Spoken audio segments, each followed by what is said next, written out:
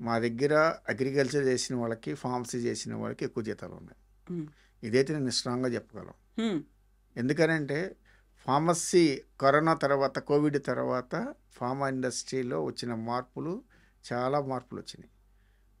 ఈ ఏవైతే ఈ మ్యానుఫ్యాక్చరింగ్ దగ్గర నుంచి, డ్రగ్ అనాలిసిస్ దగ్గర నుంచి, ఈ కోవిడ్ తర్వాత వచ్చిన మార్పు ఇలాంటి మా స్టూడెంట్స్లో ప్లేస్మెంట్ రావడానికి కారణమైంది. ఇదివరకు ఇంత చేంజ్ లేదు. 2020 బిఫోర్, 2020 ఆఫ్టర్ ఈ ఫార్మసిస్ట్కి ఉన్నంత డిమాండు, ఇప్పుడున్నంత డిమాండు నాకు తెలిసి మిగతా కోర్సుల కంటే ఎక్కువ డిమాండ్ ఉన్న కోర్సు ఫార్మసీ. 40 దేశాల నుంచి మా దగ్గరికి వస్తారు ఫార్మసీ చదవడానికి. Believe we are not.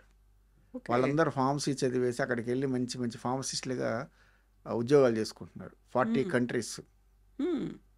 అంతమంది పిల్లలు అన్ని దేశాల నుంచి, ఎక్కడో కేఎల్, ఎక్కడో ఆఫ్రికన్ కంట్రీస్ నుంచి వచ్చి ఇక్కడ చదువుకొని ఇప్పుడు కెన్యా నుంచి విపరీతంగా వస్తారు.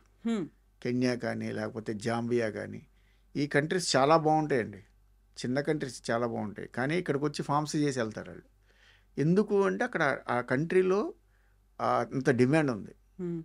వాళ్ళకి ఎంత డిమాండ్ ఉందో మన వాళ్ళు ఇక్కడ చదివి అక్కడికి వెళ్తే డబుల్ డిమాండ్ ఉంటుంది. ఓకే, వాళ్ళకి ఉన్నంత ఇది మన వాళ్ళకు ఉన్నంత ఇది వాళ్ళకి అంత ఉండదు. అంటే ఎలా సంపాదించుకోవాలనే టాలెంట్ మన వాళ్ళకి ఎక్కువ ఉంటుంది.